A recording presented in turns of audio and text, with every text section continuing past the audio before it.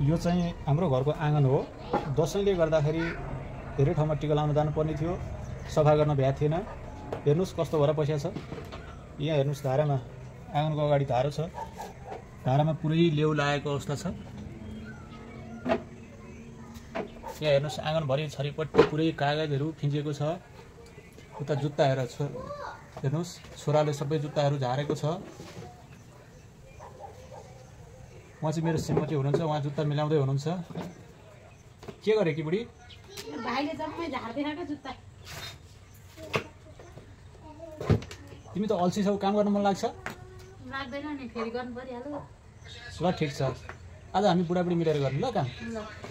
यो सफा गर्न एक्लै सकिँदैन, बुढाबुढी मिलेर गर्नुपर्छ। यो लेउ पनि हामी आज सफा गर्छौँ, आँगन सफा गर्छौँ। घर अगाडि फोहोरहरू राख्नु हुँदैन, सफा राख्नुपर्छ। त्यही भएर आज हामी सरसफाइमा जुटेका छौँ। बुढाबुढी मिलेर घरको अगाडि आँगन सरसफाइ गर्छौँ। हेर मेरो श्रीमान कति जाँगरिलो हुनुहुन्छ, कति सरसफाइ गर्नुहुन्छ।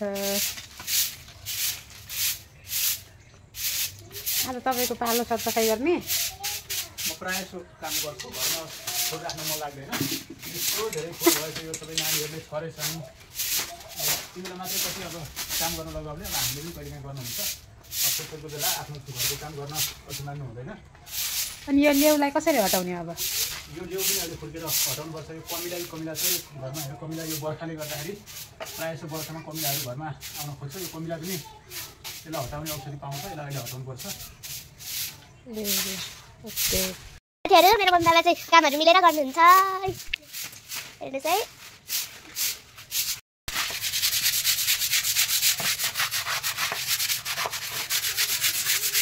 कति धेरै लेउ लाग्यो है।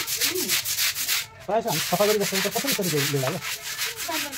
हुन त अहिले बर्खा छ, बर्खामा अलिकति पानी जम्ने बित्तिकै घरमा लेउ लाग्छ, सफा गरिरहनुपर्छ होइन?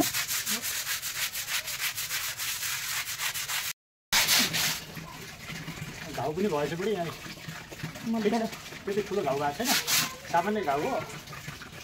त्यसले गर्दा हुन्छ, खालि मेहनतको फल मिठो हुन्छ। भोट्ने ब्रस अलिक भएन, अलिक एकदम सफा हुँदैछ।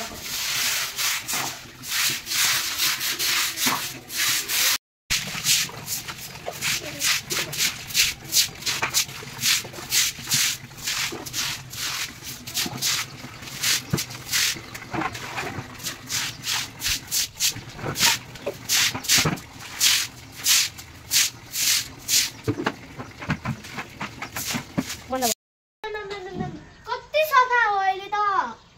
यति सफा त मैले कहीँ राखेको थिएन होला। ल छोरीले पनि सफा भने अहिले कति फोहोर देखिएको थियो यहाँ।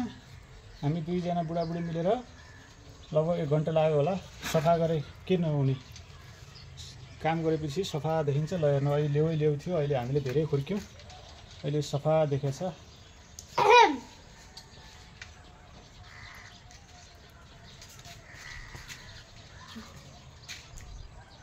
अघि नैको र अहिलेको देख्नु पर्यो। अघि नै कति फोहोर छ, अहिले हेर्नुहोस् त कति सफा।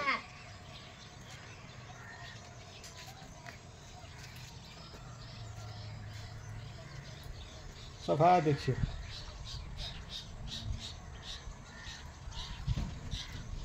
आज काम गर्न धेरै दिन पानी आएर घाम पनि लागेको थियो, काम गर्न सजिलो पनि भयो। अब सायद पानी आउँदैन होला,